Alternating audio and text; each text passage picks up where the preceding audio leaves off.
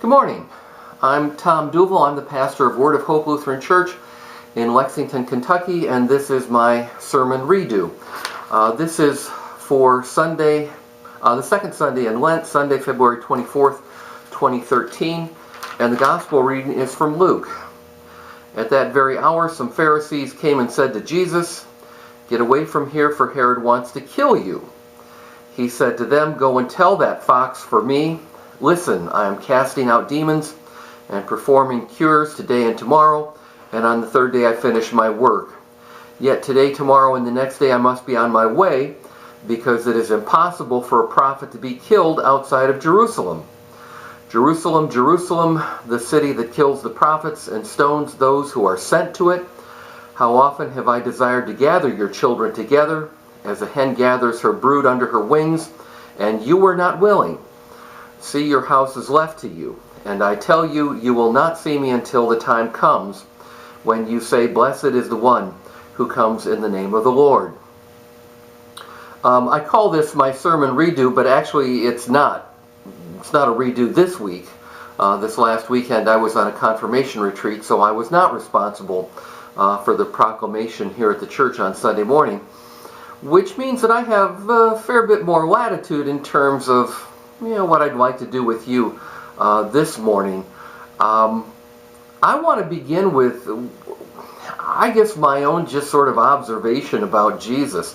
And I guess this comes under the category of how human are we willing to let Jesus be? I listen to the gospel from Sunday, and I hear a little bit of the wise guy in Jesus. Some people come and say, well, you need to get away from Herod. He wants to kill you.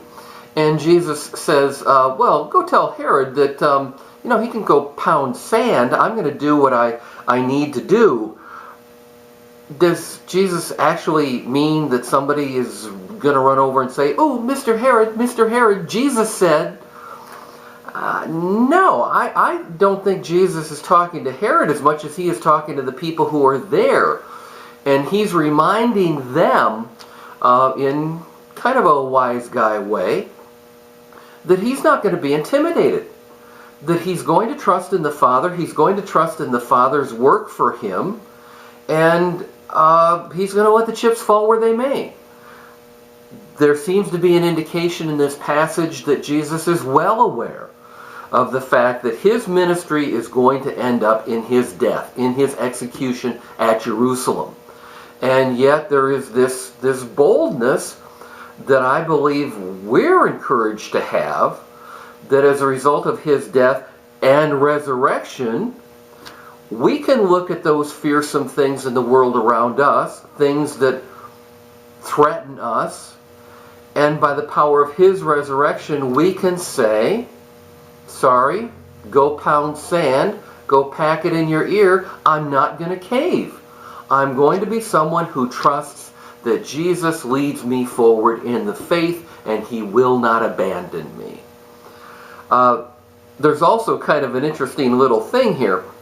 We often, and I'll say this as a guy, we often use guy kinds of imagery for the way in which we picture God. Here is Jesus, in a sense, comparing himself to a mother hen. Mother hen who gathers her young together with her when there's some kind of danger. Interesting that we would think of Jesus as a mother hen.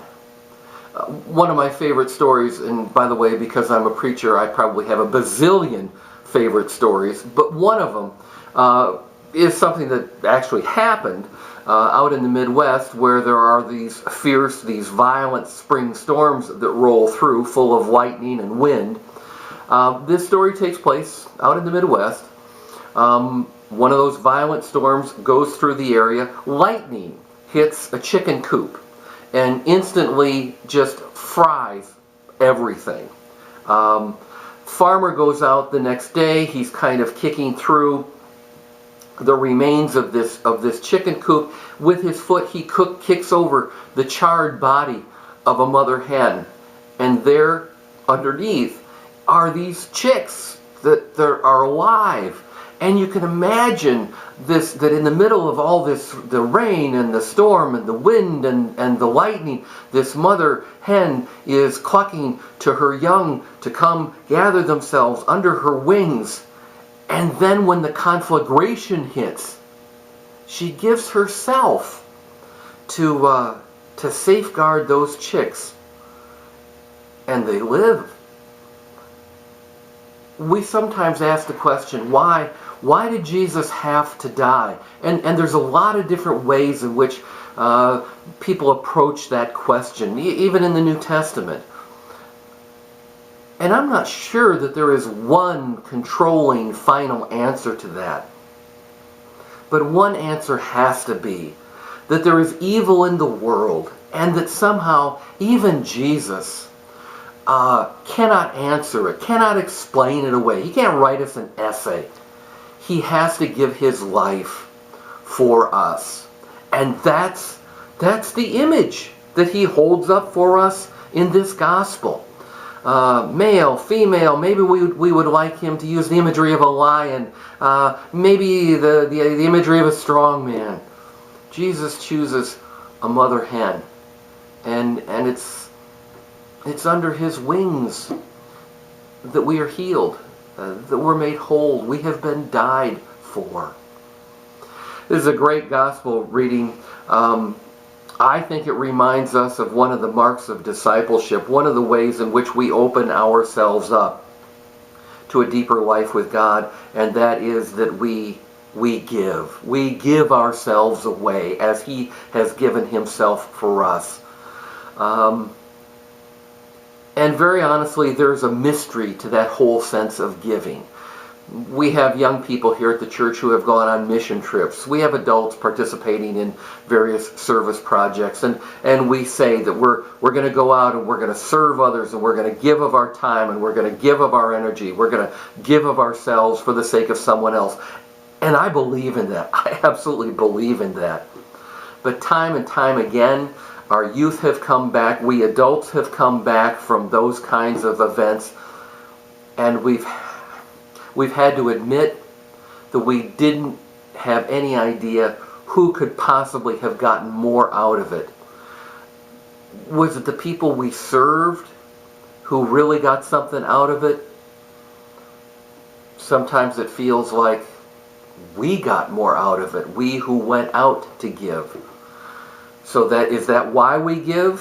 So that we can get something out of it? No, not really. It's just the mystery of Jesus. The mystery of why he would have to give his life for us, and yet he has. It's the mystery of giving ourselves away and finding that in that act of giving, we are most fully alive. We are most fully the people of God. We are most fully healed and made whole. We are most fully the Jesus people.